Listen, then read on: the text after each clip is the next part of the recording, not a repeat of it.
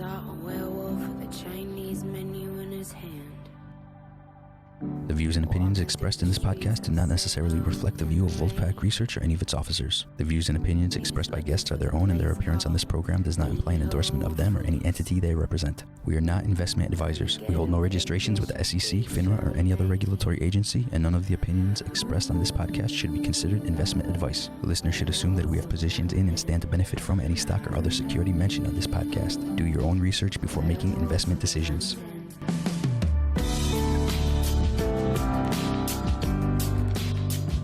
Welcome to the Wolf Den, everybody. I'm Dan David.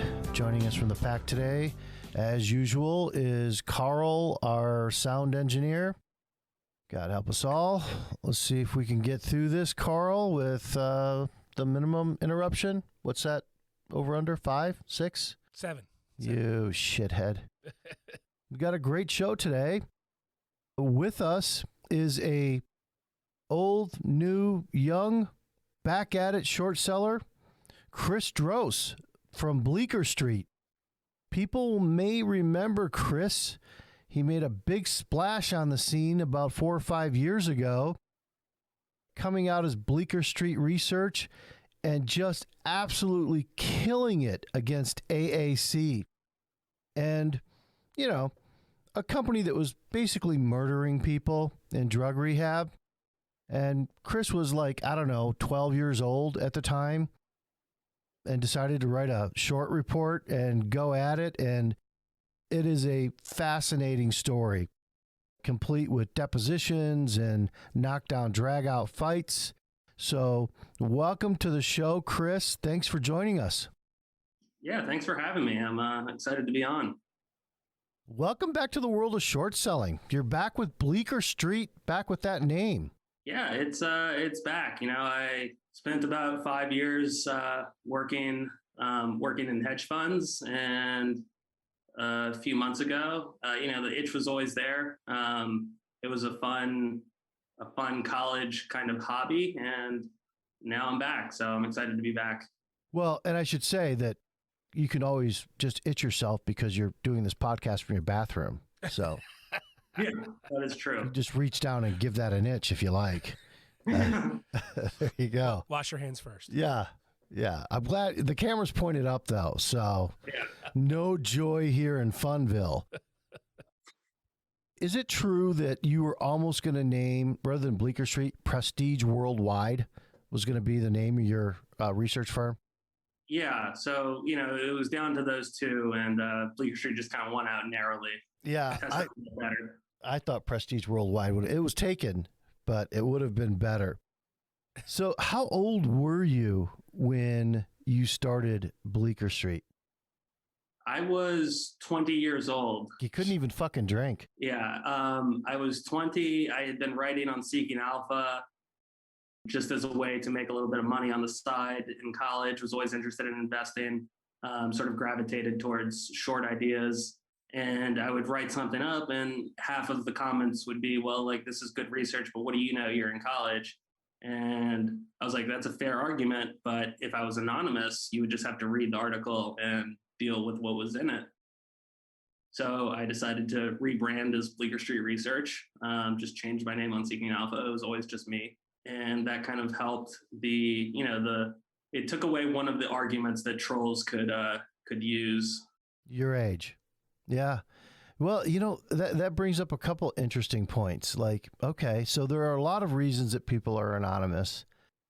I never have been, but I respect why some people have to be. Sometimes it's to protect their day job, so to speak. Right. And where they are, sometimes they think it protects them from legal liability. It does not, as you found out. But in this case, it's like, because your research will be taken more seriously at face value, where if you're 20 years old, it's not.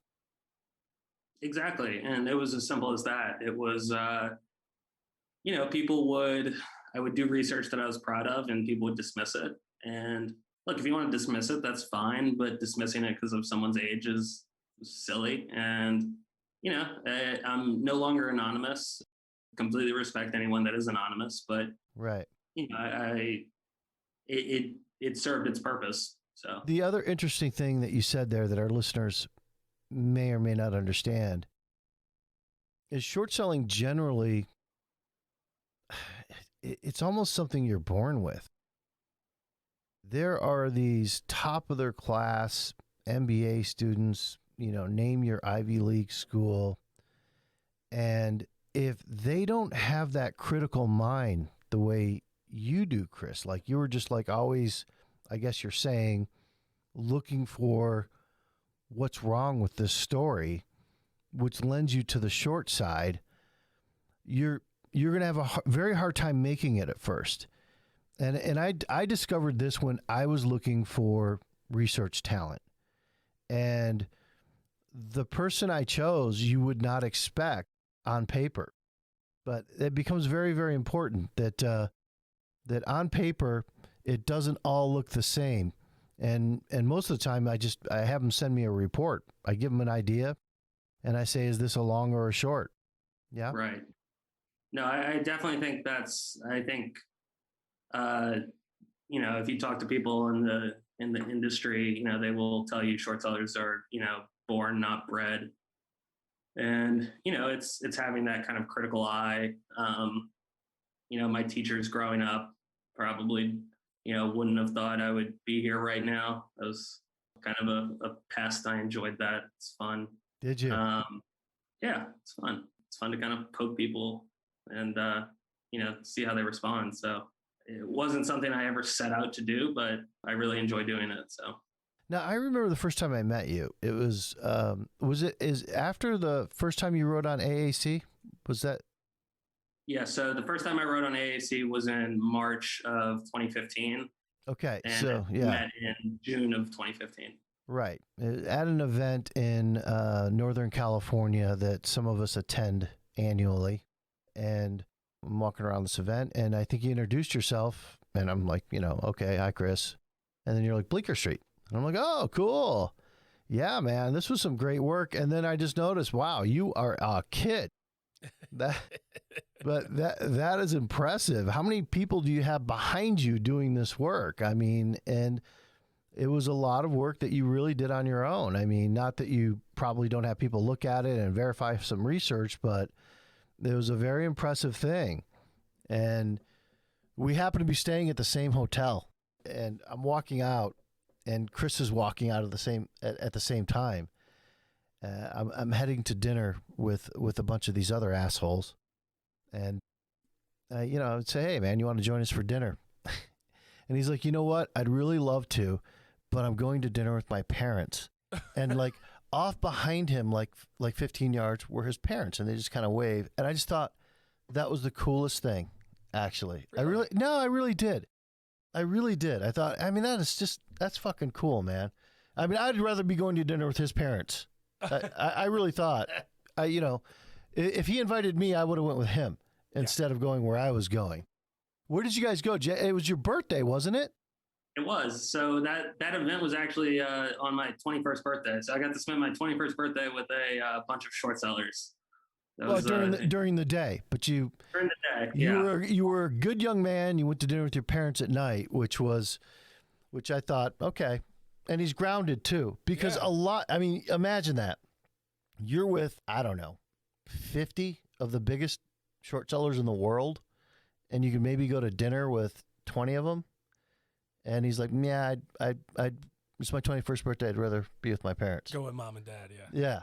I mean, that's somebody who's got their priorities in the right place. And you missed nothing. I can promise you that. I don't remember the 2 days after my 21st birthday. Really? Yeah. Yeah. Well, you don't remember yesterday, Carl. Nothing's changed with you, pal. And nor have you written any kind of seminal work like AAC. So be quiet. Oh. All right. So let's talk about AAC. When you wrote that, I mean, you had to know that this was a big deal.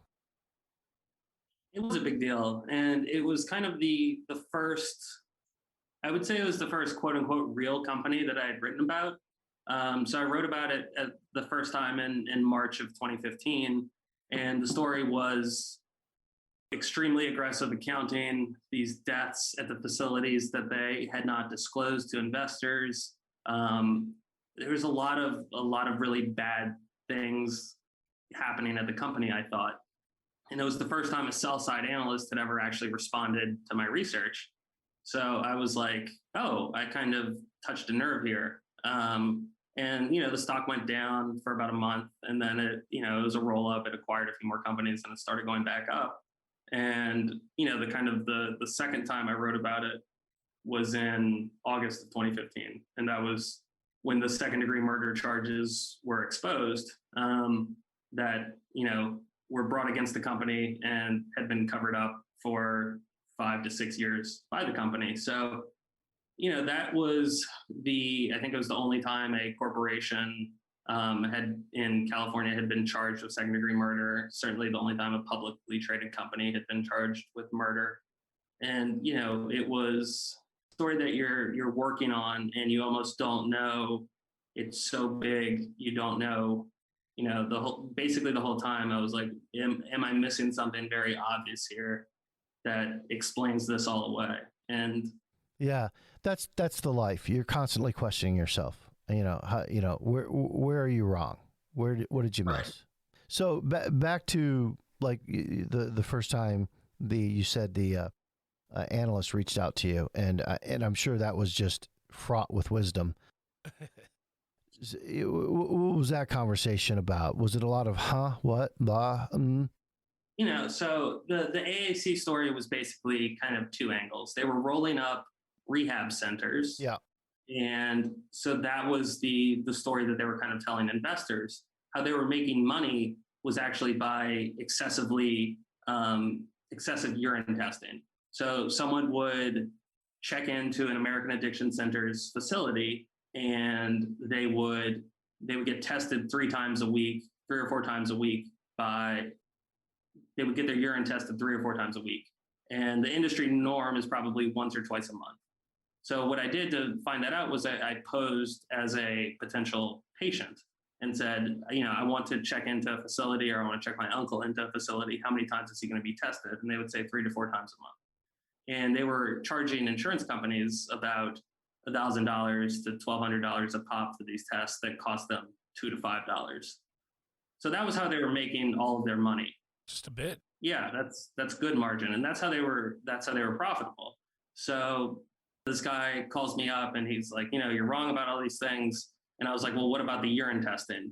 And he was like, well, you're wrong. They're growing. They're building a national brand. It's a fragmented market. And I was like, well, what about the urine testing? That's how they're making all their money. And he was like, if that's all you want to talk about, this is going to be a short conversation. And then hung up on me. So urine wrong. Well, that's urine pissing me off. Exactly. What a dick. Yeah. Who was the tool? Who was the douche that tried to piss all over you? Pun intended. I honestly don't remember, and even if I did, I probably would let him, ride out his sell side days in peace, and maybe try and find a few more shorts from his coverage list. I thought you liked to poke things. No. These people can be a source of alpha for you, I think. So, I think so too. Yeah. I'd like to let them have their business. All right. So after the urine conversation with the analyst, the company's responding here, right? I mean, there are threats. There are people coming after you. Anybody going through your trash? I mean, private eyes. Any of that stuff happening with you? Yeah. So after the kind of the urine story, I guess it was, the stock started going back up. So obviously the company's happy.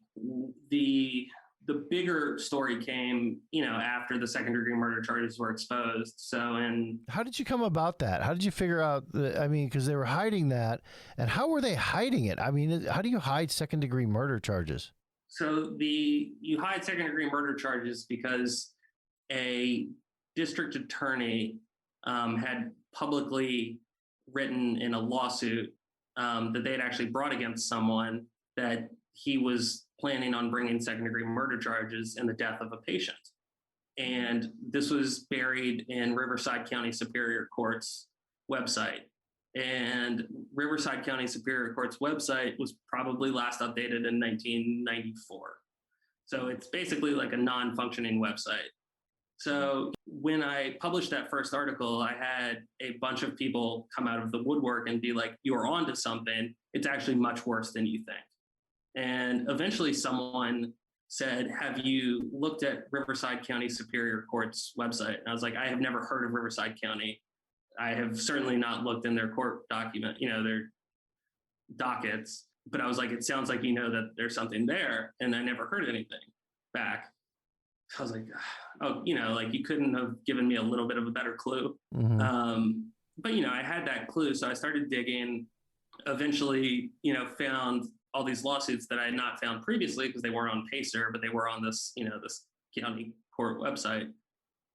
And eventually found this declaration that the district attorney had given. And then after I found that, ended up talking to more former employees, a couple of competitors, and kind of discovered that the company was probably much worse than I had initially thought. They were doing a lot of awful things because it was an insurance testing scheme, essentially. They needed people that had good insurance. So if you had good insurance, they would, even if you needed a medical detox, even if you needed medical care, they would, admit you because they could get $1,000 for your urine. And so that's how I found that. Waited to see kind of what was happening. Eventually, those charges were made public at the end of July of 2015. I wrote about it the next day. The stock goes down 50%. And, the company doesn't like me at that point. No. Mm-mm. I don't think they liked me before, but I really don't think they liked me. I think they were considering first-degree murder charges at that point. I think they wanted to, I think they would have, if they could have, they would have. Yeah, that was not good. That was 50% drop will do that.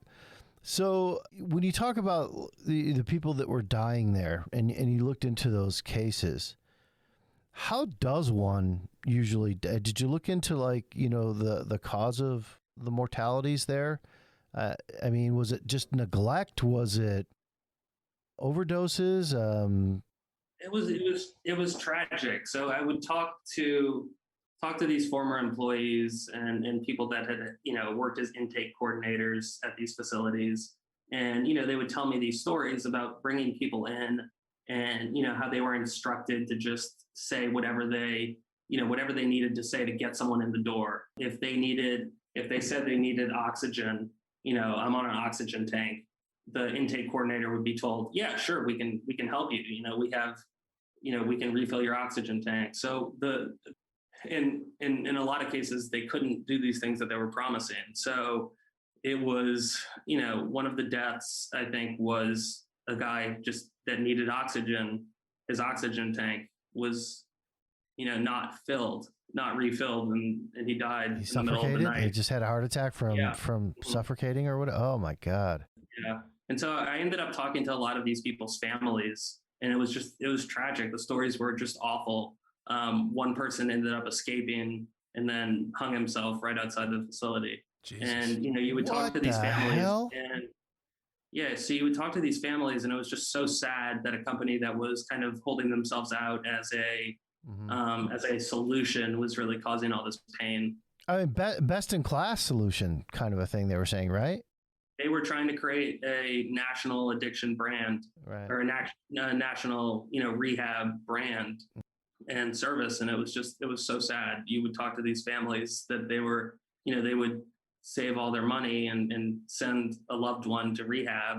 And in some cases, they just wouldn't come back. And, that's tragic. Well, the irony is if they'd have just stuck with the piss tests, I mean, and just gouging, right? Like every company. They had a model, and, I think it's greed, Yeah. I mean, letting somebody in knowing that you cannot service their comorbidities is definitely, puts you on the hook. Gouging the government, well, that's what they all do. That's terrible. So when the stock dropped 50%, did you end up in a battle with the company? I thought I heard there was a lawsuit back and forth to you and the company, or were you were deposed at one point from them, right? Yeah, I was never. They never sued me, and I always kind of thought that since I was a college student, I was a little bit protected because that had to just burn the shit out of them. By the way, like the CEOs were worth this kid billions of dollars gets taken down by a college kid. Oh, that had to kill him. I don't think they liked that, but I thought that I was protected in the sense that the headline, publicly traded company sues college kid is not a good headline for anyone. Obviously, they have plenty of bad headlines, but so they never sued me, but they did, make my life harder than it needed to be. I remember I woke up one morning on a Sunday and, had gone out the night before. It was like 9:00 and had just, moved, had graduated college and was living in like a building. And the guy in the lobby calls me and he's like, you have a couple of people here that say they have a meeting with you. And I was like, I'm not a kind of person that has meetings. Definitely not on a Sunday morning. Mm-hmm. And, these two people come in and they say, hey, we're representing lawyers that are suing American addiction centers. And so I was like, all right, this is weird that you just show up unannounced. Yeah. Class action toads. Yeah. So, well, about 3 weeks after that, I get a call saying, why don't you go look at the latest filing in this case? And it was basically these two private investigators that had showed up on my front doorstep were actually working for American addiction centers and had filed a letter or in the complaint trying to get the case dismissed, the murder charges dismissed, had basically said that, I was working with the district attorney and I had admitted to that to them. And there was a conspiracy to like bring the company down. Obviously, none of that was true, but, they said that, they lied about who they were working for, lied about a lot of stuff. So that was kind of the first response. Obviously, that pissed me off. So I wrote about a 5-page letter to the judge, trying to drag them over the coals and, telling them, what really happened. That ended up going nowhere, ended up getting served with a subpoena and deposed for about 18 hours over the course of 2 days. 18 hours? So it was a fishing expedition. They went through every single line of everything that I had written about the company. And, we're trying to find some evidence of a conspiracy against the company, which, the fact that they even thought that there was a conspiracy when their actions, I think, were so clearly wrong, it speaks a lot about their character. But yeah, so 18 hours of depositions later. Companies like this always want to justify their own actions by saying that the people after them are worse than they are. Yeah. And, if you want to take responsibility for your actions, that's great. But, there was no conspiracy. They created a company that was so transparently bad that a college student could figure out what was wrong. And they want to pin that on a conspiracy. That's fine. But that's just, not what happened. Yeah. You have here in your notes that the lawyer who deposed you for the 18 hours ended up marrying the president of AAC, Jared Menz. Yeah, so AAC is headquartered in Nashville, Tennessee. And so at the end of this deposition, she was like, oh yeah, I'm going to like Nashville for the weekend. And I noticed she had like a huge diamond ring on her hand. And I, was tired from the deposition, didn't think twice of it. She said like she was going to visit her like college age son or something. And so I was like, oh, okay, whatever. Why was she telling you what she was doing for the weekend? I don't know. It was a weird deposition. Very strange. Have you ever seen the movie The Graduate? I'm just wondering. I'm asking for a friend. I have, yes. Okay, just wondering. All right, go ahead. So she goes to Nashville, and about a year later, I'm like poking around, doing, seeing what these people are up to, and I realized that her name has changed. Her last name is now hyphenated, and it's Menz. And Jared Menz was the president of AAC. So I was like, oh, they got married. Love does find a way, I guess. Yeah. Perhaps they were meant for each other. Well, perhaps she was to her credit, willing to overlook, simple second-degree murder. Yeah, I mean, yeah, I mean, and you cannot testify against your husband. So that's a good point. Yeah, so there you go. Did you have a short position? Did you make money on the report? Yeah, so I kind of took the view of it felt like a once in a lifetime kind of piece of information, and I figured that if second degree murder charges didn't cause the stock to fall, nothing would. So, I was a college student at the time, didn't have a lot of money, but ended up putting basically all of my net worth into shorting the stock. And so, yeah, I made in a little bit of money, but. Well, listen, I mean, it would be really gauche of us to ask you how much money you made. So, but how much money did you make? I will defer on that question. I will pass. Carson made $4,000 on ONP. His first. Really? Yeah. Was that his first one? Yeah. Yeah. I think that's what he said, like $4,000 on ONP. He has more than that now, from what I hear. Just a little bit. Yeah. But so if you did better than that, then there you go. You just put it in his face next time you see him. Right. So, I guess you probably did better on the second trade with AAC than the first trade, because as I've always said to people putting out a second report can't just be twice as good as the first report. It's got to be 4, 5, 10 times as good as the first report, especially if others have written on it or whatever else. And this qualifies as that. So hopefully you did very well there. It sucks that other people lose money because this is kind of a binary thing. You did some good work there and some people paid the price. Too bad nobody went to jail. I guess Jared didn't go to jail, did he? No, they were, I think they were the president and the CEO of the company were both about 25% shareholders at the time. They ended up selling a lot of their stock. They actually ended up selling it to buy land in the Bahamas. Oh, jeez. Yeah. The charges were eventually lessened. They ended up paying a fine. He had to step down from the company. The one saving grace is the company did file bankruptcy in June of 2020. Why is that a saving grace? Well, it's... All right. It's not a saving. I mean, that's investors who lost. I mean, I guess, the chairman and the other guy that bought the land in the Bahamas, I'm sure they had planned on buying in St. Bart's and they had to step down to the Bahamas. So right. That's how that hurt. But, the bankruptcy of the company really just fucked average investors, and these guys are off to the islands, as happens. And that is the story of drug addiction, AAC, and short sellers. They all go together.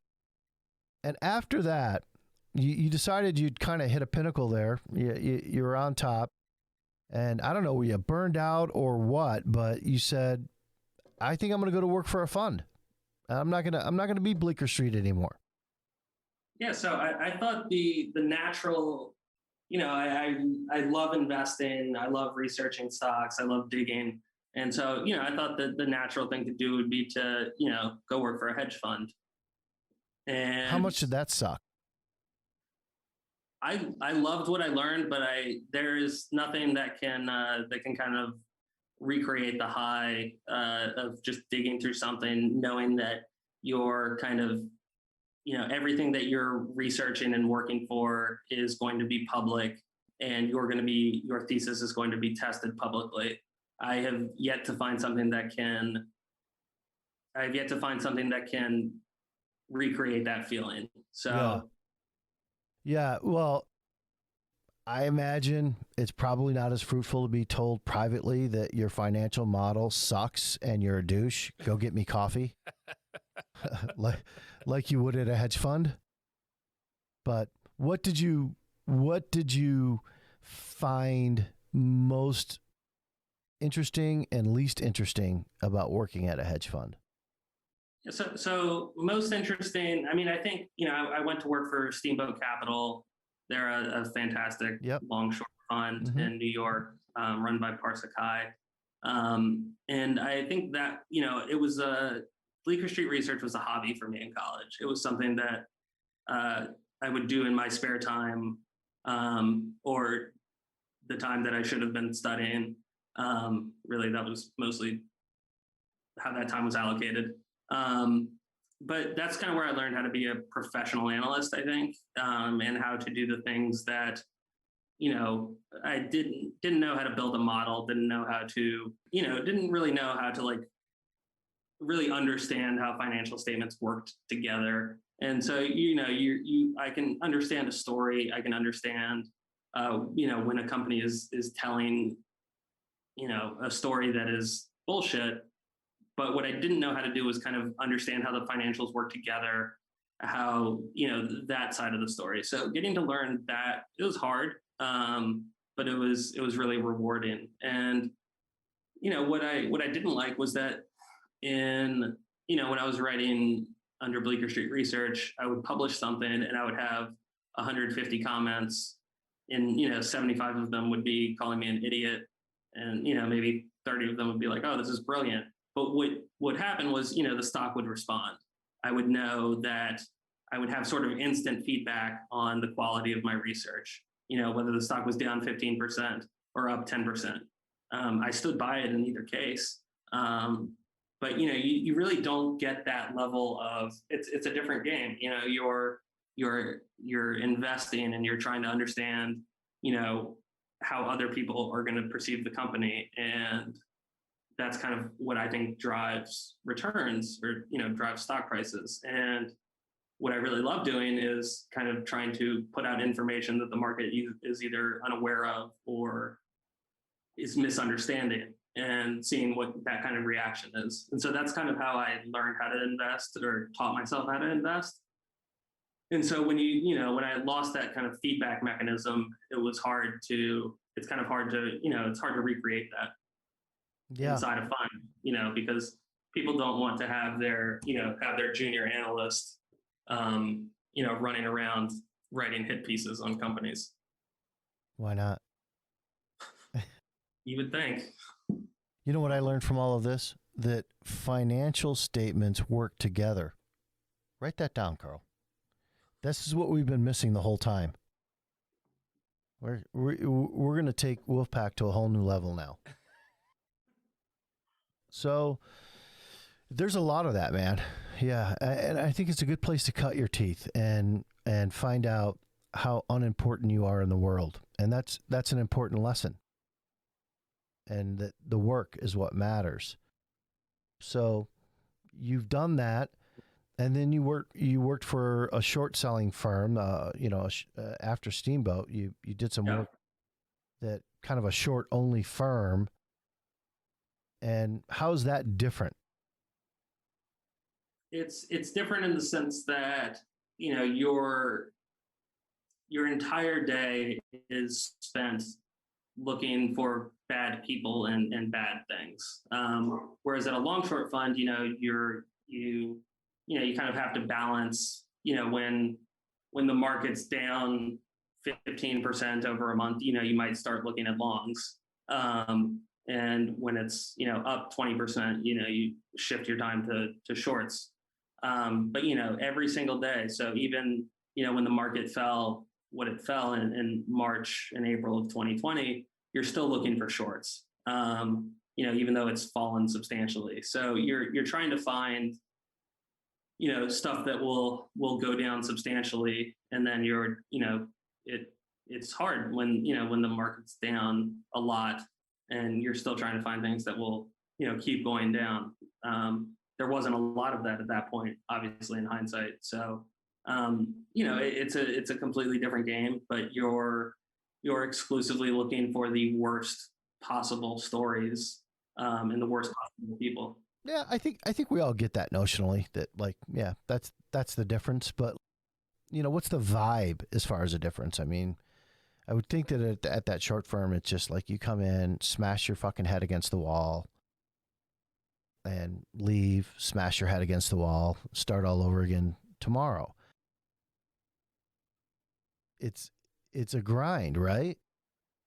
It's difficult to, to only have a book of names, and a lot of times those things all go in the same direction. So, you felt like in the middle of March, everything I looked at my screen and everything was green. Everything was going down 5 to 10% a day.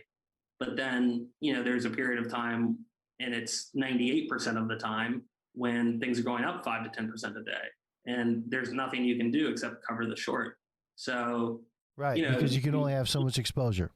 Right. You feel like an idiot 98% of the time. And then, the 2% of the time, because stocks keep going up and then they crack, so right. They're going up, they're going up, they're going up, they're going up, and then they start falling. And that fall normally happens pretty rapidly, so you might have. After you've covered 80% of your short. Right, exactly. So you might have, 3 days where you feel like, when you're feeling really rewarded and, you feel like the work you did was great and, the market listened and you were right and you feel great. And then the next day, you have 5 more problems. So, yeah, it's like you're kind of putting out a fire every day. And, it's challenging. I think the stories couldn't be more interesting. You're looking at some of the worst companies, the worst people, the worst underwriters, and you're following them around, and the stories are hilarious. And the people are, the people on the other side of the trade are, the companies that they're putting together are just utterly ridiculous. And they're making tons of money doing it. They are the ones that are making money, and you're the ones that you're losing money. So yeah. That is the banging your head against the wall. They're just the warrants and then the stock options, and they're just making tons of money pumping out crap. And there's no recourse. No. They will make their money, and that's, I think, one of the biggest lessons is that you will lose your money and they will make their money. And even if the stock goes to zero, they will still have their money. So that's why I don't see that. I can't really think of 10 just pure larger size short funds that know what they're doing. And that can, no, I mean, that aren't long short. Can you think of 10? Probably not 5. Can you think of 10 short firms, period? That's what I mean. Like, once I said 10, I'm like, I don't think I can think of 5. Wow. Right. Most of them are just like have blown up and gone out. I mean, even if you're, I think even if you're a fantastic portfolio manager, a fantastic risk manager, and a fantastic analyst, the short biased model, it almost feels like you're investing with your hands tied behind your back. You're only fantastic if the market agrees that you're fantastic at the same time you're fantastic. It's all about the market. And with the liquidity going into it, especially over the last year, and the quantitative easing over the last 10 years, I mean, it's just been really tough for that. How much did what's-his-face lose on GameStop? Plotkin? Plotkin. Well, he's not a short-only fund. He's a short-long, though, right? Yes, which is a conversation we're not having. You want to have that conversation? A long-short fund is pretty much what every fund is, right? That is the operative word, hedge. Hey, I'm just the sound guy. You really just are. Okay, so you did that for a while, and at a certain point here, you've now decided you're just going to come back to being Bleecker Street again. You've got the bug. You're going to stay in it. You got some ideas? I do, yeah. I would end up working. Tell us your next idea. Just us. We're not going to tell anybody. Nobody. We'll edit it out. Trust me, nobody's listening. you won't have to wait too long. So I think the two things in the hopper that I can tease are probably he's got two things. What a bragger. yeah. I think one of the worst SPACs I have seen. SPAC Jesus. And that will be happening soon. It's just purely one of the most silly ideas I have really ever evaluated. It's utterly ridiculous. And then I think the second one. Well, congratulations. That narrows it down. Not at all. Yeah. SPAC, ridiculous idea. Worst I've ever seen. I'm betting either on Chamath or the Shaq SPAC. Okay. Could be. And then, the second one, that's a little bit more of a real company, but that's kind of, it would be like if AAC and Valiant had a baby. So really? I think that's one that I'm pretty excited about. That would be interesting because that'd be almost perfect, right? Because that'd be a drug addicted baby, right? Because Valiant, and then AAC could make sure that it never left infancy. Yeah. Kills it. Wow. You said it, not me. Wow. A Valiant. So we're going through the process here, Carl. I don't expect any help from you, just so you know. Okay. They are both roll-ups, Valiant and AAC. So you've given away that it's a roll-up. That narrows it down to one of thousands of companies. I like to speak broadly. Yeah. Well, I think Chanos is the one famous for saying in his great class, Fraud and Follies in the Market, that place that you would first look for fraud are in roll-ups and CapEx. And I found that to be certainly the case for accounting and roll-ups. So definitely. Well, we wish you the best of luck with that. We're fans. We're following you on Twitter. Everybody should follow Bleecker Street on Twitter, and we're looking for that shortly. Are you interested at all? Been following the meme stocks? Has that piqued your interest when this whole thing's going on? And you were kind of on the sidelines there, or actually you're running the short book at that short fund. Did you get caught up in any of that crud? Yeah, we weren't caught up in the in the GameStops of the world, but it affected everything in the market. And it's you're obviously caught up in it if you're short really anything that's crummy, because companies were going up. Companies would say, "Oh, we're going to do an NFT now," and it would go up 200%, 300%. And the NFT would come and no one would care. It wouldn't do anything, but that didn't stop the stock from going up 200%. Remember when that was blockchain? We're gonna use blockchain in our company now. Oh, it'd be up 100%. There's a promotional cycle, and they really don't change. The same companies that were blockchain in 2018 are doing NFTs in 2020, and the people that did blockchain promotes in 2017 and 2018 are now doing NFT promotions. Like, I think that's one of the most interesting lessons, is that these people kind of learn one trick and then they just keep doing it, and the stories change, but kind of the core of it really doesn't. Yeah. So I mean, what did you have any lessons you want to impart on people that you've taken from watching this kind of meme mania or retail mania? I'm obviously still participating on the short side.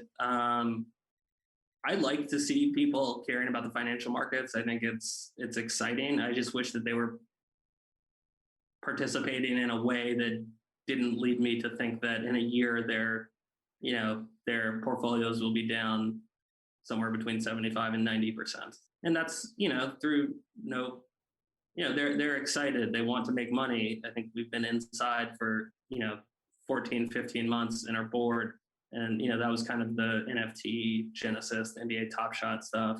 And, people are, I like to see people participating in the market. I think retail investor interest is a good thing, but not in the way that it's happening right now. And I see really, I don't think it's the people that are participating, but the people that are encouraging the participation, and, the CEOs that are on Twitter, encouraging people to, invest in their $200 million market cap company and, liking the tweets of these people, that's the thing that really worries me and makes me sad, because I think they will, these things will fall eventually. Yeah. I don't have a view on GameStop.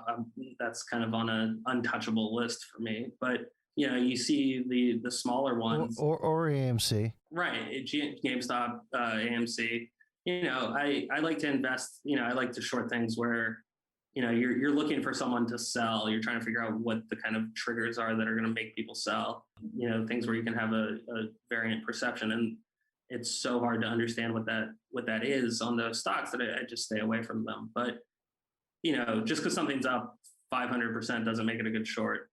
But I look at these people and I look at what they're saying, and it's not it's not deep fucking value that I'm worried about. Like that's he's good for him. Like that's an amazing trade. It's the people that are investing in these kind of third derivative shitcos.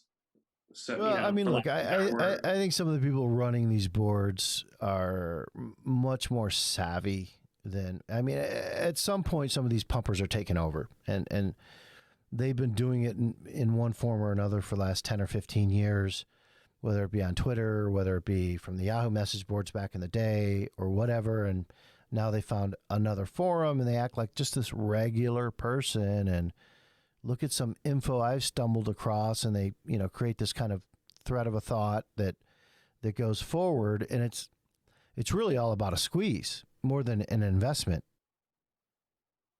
And, the music ends when the passive investing flows are outflow rather than inflow. Yeah. That is really end days. And I'm going to make a prediction right now. It's dire. It's not fun. And I'm not being glib. I really, unfortunately, believe this is going to happen. But I think, one or more of these retail guys, whether it's Reddit or somewhere else, when this happens, when these outflows happen and they lose everything, they're going to hurt themselves or somebody else in a pretty dramatic way. That's kind of how these things go. And it hasn't happened. We haven't seen it. We've seen little pullbacks, but we haven't seen like somebody just get completely drilled and lose everything, or a big group of them. And when that does happen, the way we're kind of built, violence ensues. Are you saying more individual guys or like the corporate?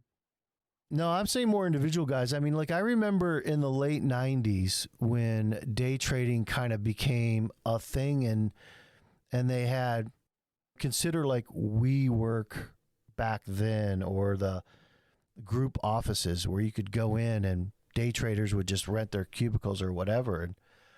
And some of the more aggressive ones would lose everything. I remember a guy going in Atlanta and just like, taking in, a gun and shooting everybody. Yeah. And things are a little decentralized now. I'm not sure that they have that kind of thing, but when people lose and they don't understand why they've lost, they're looking for somebody to blame, right? And they don't want to blame the people who agree with them.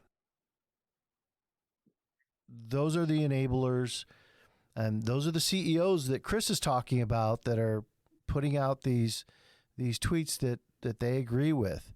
They will be any kind of critic that they don't agree with, or even more unfortunate, maybe a family member, because it's people closest to you. Yeah. At times.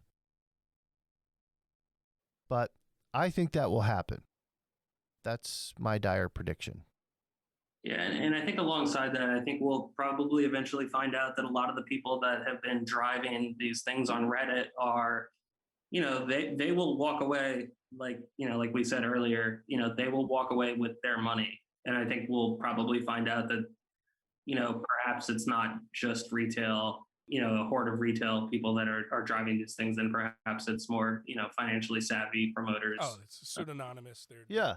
I don't put the kitty cat guy, deep fucking Fuzzy value, pussy. or whatever in this category of. Oh no, I think. But I would point out for all of you that follow him, he is never going to put all his chips on the table again, ever. He has taken a significant amount of money off the table, as he should, and put it away for himself and his family. And for those of you who didn't do that, you're going to find somebody to blame, but if that's the guy you're following, then do what he's doing and take some of that money that you've made off the table. There you go. I think that's the right answer, and I think that will, if you want to invest in those things, that's fine. But when one of those things is up, 200%, I hope you're not doubling down, and I hope that when those things eventually do fall, that you have taken enough chips off the table that you're not hurt. It's the addiction. It's that rush. Your rush with the short, their rush is, hey, I'm up 200%. How much more can it go up? They never think to exit out or cover. Take a certain amount of profit. Yeah. I mean, look, I'll take an example here. I don't know. I don't know if you saw DraftKings from Hindenburg. Yeah, I did. Notionally, I like Nate's work. I think he does a nice job. I don't know him very well. I don't speak to him often at all. I haven't spoken to him in years, actually. But I like his work. I think what he did was good. I try not to get involved in these short seller wars and be one of these jealous pricks who doesn't like him because he does too much work. You just look at the quality there. And immediately, before anybody could even digest that report, there are people just like, nah, I'm buying on the dip. I mean, like, don't care what it says. I'm buying on the dip. I mean, Davey Day Trader was just like, yeah, $500,000. He read the bullet points of the report and is just like, whoa, this is serious. And then like 30 silent seconds later, I just bought $500,000 worth. what? I don't know why. It's going to go up. I'm just telling you, there's too many smart people that own this. There's no due diligence to refute what somebody who I think is credible, the market has said is credible on many occasions, but they're just going to buy it. Right. And I think that's just the market that we're in right now. And I think, that's what you want to get back into, Chris. It is the market I want to get back into, but I think we've seen, I don't think the market really cares about what you care about. I think that companies that lose, like $50 billion a year are bad businesses, but those shareholders, they care about something else. So I think that when you're doing these things, you have to try and understand, like, I think you have to try and understand what the shareholder base is going to care about. And when someone like, I don't think, Dave Portnoy, I don't think he even knows what he's supposed to care about. So, well, and by the way, he was right.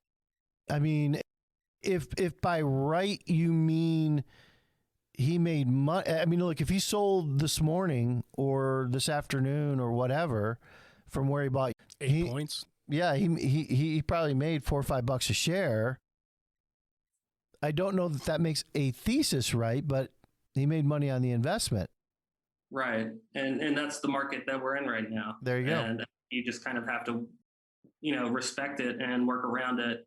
And I think those things don't last forever. So there you go. They don't last. Nothing does, young man.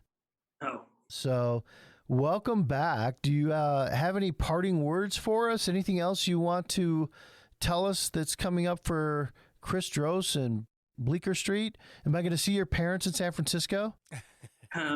Maybe. I would. Maybe you can come to dinner this time. Please. Oh my God, dude. I do not want to go. Maybe avoid some of the drama that might happen. Listen, if there's a dinner this time, it'll be like 5 short sellers at one restaurant, 5 at another, 5 at another. It is just like the Appian War happening right now. But okay. And I want to stay as far out of it as I possibly can, and hopefully do good work. Follow me on Twitter at Bleecker Street. Sign up for the mailing list. You'll see the work. It's coming out. I'm really excited about it. I'm really excited to be back. I think. Me too. Could not be a more a more interesting and fun time to do it. And I think that, for me, that I have not yet to find anything that's more fun than spending a lot of time doing due diligence, figuring out what's really happening, figuring out these things that people have tried to hide and exposing it and putting it out there for the market to digest and, tell you all the ways that you're an idiot. And, maybe a year later, you're right. And to me, that's one of the most fun feelings there is. So. Well, you're a sick man, Chris. Yeah. You have to be a short seller. So. The Twitter threats, they always make me laugh. They make you laugh because they're not threatening you, dummy. Well, that's even better. It's great. You're awesome.